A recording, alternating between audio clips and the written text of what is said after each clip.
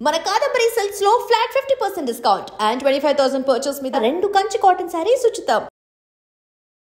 Welcome to Edream. నేను మీ Bhavya. We are with pulmonologist doctor Raja Manoharacharyulu. ఈసారి మనం మన డైలీ లైఫ్లో వచ్చే దగ్గు చాలా ఇబ్బంది పెడుతుంది కదా, దానికి సంబంధించి చాలా ఇంపార్టెంట్ డీటెయిల్స్ సార్ చెప్తారనమాట. సార్ని అడిగి తెలుసుకుందాం. నమస్తే సార్, ఎలా ఉన్నారు? I'm good sir. సార్, ఈ దగ్గు ఒకసారి నార్మల్గా సీజనల్గా రావడం అనేది కామన్, బట్ కొంతమందికి without any reason long run వస్తూ ఉంటుంది, చాలా ఇబ్బంది పెడుతుంది. అది కొన్నిసార్లు ఆ హెవీ దగ్గుతో బ్రీతింగ్ కూడా ఇబ్బంది పడతారు. So why does it come అన్నట్టు? క్రానిక్ కఫ్, దగ్గు 2 నెలలు అంతకంటే ఎక్కువ ఉంటే మనం దాన్ని క్రానిక్ కఫ్ అంటాం. ఓకే, సో క్రానిక్ కఫ్ రావడానికి ఆల్ ద వే గాలి వెళ్ళే దారి, ముక్కు, సైనస్, గొంతు, throat, lungs, all along this passage ఏ కండిషన్ ఉన్నా సరే ఎట్ సమ్ పాయింట్ ఇది దగ్గులాగా మేనిఫెస్ట్ అవుతుంది. సో మనకు చెప్పడానికి ఎందుకు వస్తుందని చెప్పడానికి అనేకమైన కారణాలు ఉంటాయి. ముక్కు కారుతుంది, సైనసైటిస్ తగ్గలేదు, it can happen as a cough. గొంతులో టాన్సిల్స్ ఇన్ఫెక్ట్ అయ్యి ఉన్నాయి, టు సమ్ ఎక్స్టెంట్ అవి కఫ్లా ప్రజెంట్ అవ్వచ్చు. ఆస్తమాలు ఉన్నాయి, సిఓపిడీలు ఉన్నాయి, లంగ్లో వేరే ఇబ్బందులు ఉన్నాయి, ఇన్ఫెక్షన్స్ ఇన్ ద లంగ్, నిమోనియాలు, టీబీలు దగ్గులా మేనిఫెస్ట్ కావచ్చు. సింపుల్ ఎసిడిటీ, రిఫ్లక్స్ కంట్రోల్ కాలేదు, ఓకే, అందుమూలాన దగ్గు రావడం కానీ. సో క్రానిక్ కఫ్ అండ్ సీజనల్గా వచ్చే వారం రోజులు 10 రోజులు కఫ్లు కాకుండా chronic cough almost 2 months and above కఫ్లు వస్తున్నాయి. And that is not working out అంటే we have to address look at many things. Sir, ఇది లాంగ్ టర్మ్ వస్తుంది కదా, లైక్ అది ఎలా పొడి దగ్గు లాగా వస్తుందా లేకపోతే కఫం వస్తుందా, ఎలా వస్తుందా? పొడి దగ్గు యూజువల్లీ కూడా వస్తుంది, కఫంతో వచ్చేవి కూడా ఉంటాయి. కఫంతో వచ్చే కఫ్లు మనం మోస్ట్లీ లంగ్లో నుంచి వచ్చే ఇబ్బందుల్లో చూస్తాము. లంగ్లో నుంచి ఇన్ఫెక్షన్ కానీ, ఇన్ఫెక్షన్ లేదు, సింపుల్ ఎలర్జీలా కానీ, లేకుంటే సిఓపిడి, ఈ 2-3 conditions, but mainly localize to the lungs. Okay, so కఫం బయటకు వస్తుంది అలాంగ్ విత్ ద కఫ్ అంటే ప్రిడామినెంట్లీ లంగ్లో ఉండే ఇబ్బందుల మూలాన వస్తూ ఉంటుంది. డ్రై కఫ్ అంటే it can be either in the nose and sinus or throat or maybe simple acid రిఫ్లెక్స్లు కానీ ఇలాంటి వాటిల్లో వస్తూ ఉంటాయి డ్రై కఫ్. సో ప్రాబబ్లీ ఈ కైండ్ ఆఫ్ ఇంకా డిఫరెంట్ టైప్స్ ఆఫ్ ఆ కఫ్ని బట్టి వాళ్ళ ఇష్యూ అనేది మనకు ముందే తెలుస్తుంది అంటారా సార్, లేకపోతే వాళ్ళు ఆ సిమ్టమ్స్ని అర్థం చేసుకొని యాజ్ సూన్ యాజ్ పాసిబుల్ ఎప్పుడు రావచ్చు అంటారు doctor? Any cough which is not going away after 2 weeks, ఈ లోపల people start using their remedies. ఇంట్లో కానీ కెమిస్ట్ దగ్గర కానీ ఏవో ఒక ట్రై చేస్తూ ఉంటారు, సింపుల్ థింగ్స్. ఓకే, వాటితోటి కఫ్ తగ్గటం లేదు and it is crossing the 2nd week, that is when we should be looking for other causes, I mean మిగతా causes of chronic cough.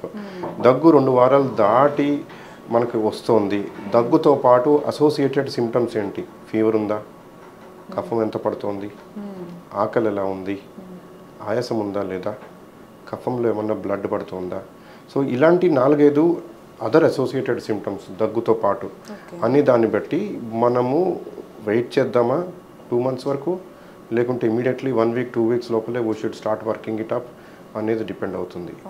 Nevertheless message ఏంటి అంటే హోమ్ రెమెడీస్ కానీ chemist దగ్గర ఇచ్చే మందుల ద్వారా కానీ దగ్గు 4-5 రోజుల్లో తగ్గట్లేదు, at least you are not seeing a turnaround in the symptoms, then ఒక 1 week లోపల తగ్గకపోతే then you should reach out and get it checked.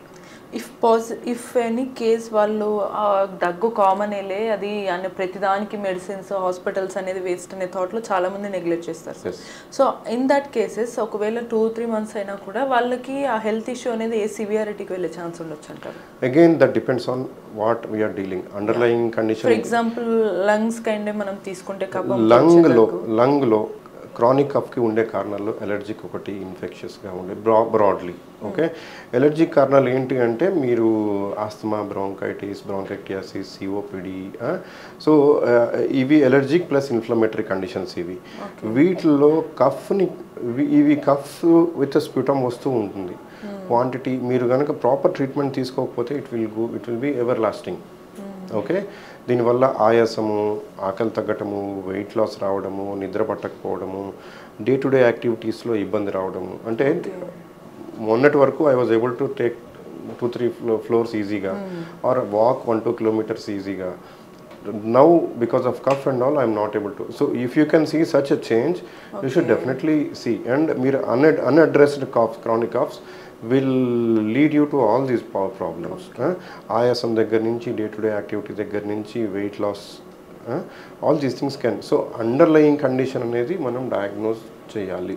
Once you are crossing, your cough is crossing into the second week, that's the time we should sir. అసలు probably అసలు chronic cough వచ్చింది కాబట్టి మనం treatment and diagnose చేసుకుంటాం. But అసలు రావడానికి reason ముందు నుంచి కూడా ఏమైనా లైక్ హెల్త్ హ్యాబిట్స్ అవ్వచ్చు, ఫుడ్ ఏదైనా ఎఫెక్ట్ చేస్తుంది అంటారా, లేకపోతే వాళ్ళ యాక్టివిటీ ఎఫెక్ట్ చేస్తుందా? Yes, what is the lifestyle things that will lead you to chronic cough? Okay, ఒకటి ఫ్యామిలీలో అలర్జీలు ఏమన్నా ఉంటే, ఎలర్జీ అంటే ఇప్పుడు తల్లిదండ్రుల్లో ఉంటే ఎలర్జీ పిల్లల్లో ఖచ్చితంగా వస్తుంది 100% అనేది లేదు. But normal people allergy history లేని వాళ్ళకంటే వీళ్ళల్లో ఎలర్జీ రిస్క్ ఎక్కువ ఉంటుంది. సో ఒకటి ఫ్యామిలీ హిస్టరీ ఎలర్జీ ఉన్నవాళ్ళు, రెండోది smoking which is a life style problem. Okay, రెండోది ముక్కులు సైనస్లు ఉన్నవాళ్ళు, వాళ్ళు వాడే ఏసీలు అలాంటి టెంపరేచర్స్ గురించి, రెండోది వెయిట్ కానీ ఓవర్ వెయిట్ ఉన్నవాళ్ళు, వీళ్ళు నైట్ టైం నిద్రలో స్నోరింగ్ మూలాన యాసిడ్ రిఫ్లక్స్ కఫ్ రావడం ఇది.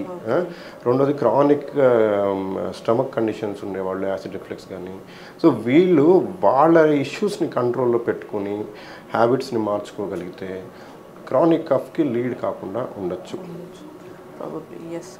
సో ప్రాబబ్లీ అసలు ఫస్ట్ మనం క్యూర్ చేసుకోవడానికి మీరు చెప్పిన రీజన్సే మేజర్గా మనకి క్రానిక్ కఫ్కి రీజన్ అవ్వచ్చు. సో దీనికి ఏమన్నా ఒక్కసారి దీనికి ట్రిగర్ అయిన వెంటనే డైరెక్ట్ ఓన్లీ డయాగ్నోసిస్ ట్రీట్మెంట్ ఉంటుందా, ఎనీ వెంటనే లైఫ్ స్టైల్ హ్యాబిట్స్ చేంజ్ చేసుకోవడం ఆర్ ఎనీ అదర్ ఫుడ్ తీసుకోవడం వీటి వల్ల వాళ్ళు క్యూర్ చేసుకోవచ్చా? క్రానిక్ కఫ్ అంటే 2 months దాటి కఫ్ వస్తుందంటే ఖచ్చితంగా మనమైతే డయాగ్నోస్ చేయాలి. That diagnosis may be very simple, sore throat, maybe sinusitis, and which can be easily managed, maybe acid reflux, again which is easily manageable, or some pneumonia, TB or other lung condition which has a different approach to treat. So lifestyle ద్వారా manage చేసుకోగలిగే chronic cuffs కూడా ఉంటాయి. At the same time there are conditions which warrant a thorough examination also. So probably chronic cough అనేది ఒక రకంగా మన life style వల్ల వచ్చే ఇబ్బంది అనే చెప్పొచ్చు. సో దాన్ని వెంటనే రికగ్నైజ్ చేసుకుని డయాగ్నోస్ చేసుకుంటే తగ్గించుకునే ప్రాబబ్లీ మళ్ళీ అదే లైఫ్ స్టైల్ చేంజెస్తో తగ్గించుకోవచ్చు. లేదు సివియర్గా అయిందంటే ట్రీట్మెంట్ అవసరమైతే ఉంటుందని చెప్తున్నారు. ఇటువంటి ఇన్ఫర్మేషన్స్ కోసం keep watching iDream. And for more videos, please subscribe to iDream. Please subscribe to iDream. Please subscribe iDream. And please subscribe to iDream. For more videos, subscribe to iDream. please like, share and subscribe to the channel. Congratulations, iDream. Subscribe to iDream. Subscribe to iDream. So subscribe to iDream Media. iDream ki iDream team andarki huge congratulations. Please subscribe iDream Media. Please subscribe to iDream. Subscribe iDream. Please subscribe to iDream. iDream అంటే నా కళల channel subscribe చేసుకున్న నోరు తిరుగుతలేదు, మీరైతే గంట గుర్తు కొట్టండి. For more such videos, please subscribe to iDream. Subscribe to iDream. Please subscribe to iDream. Please subscribe iDream Media. Please do subscribe to iDream. Please subscribe to iDream Media. For best entertainment and information, please subscribe iDream. And don't forget to subscribe to iDream.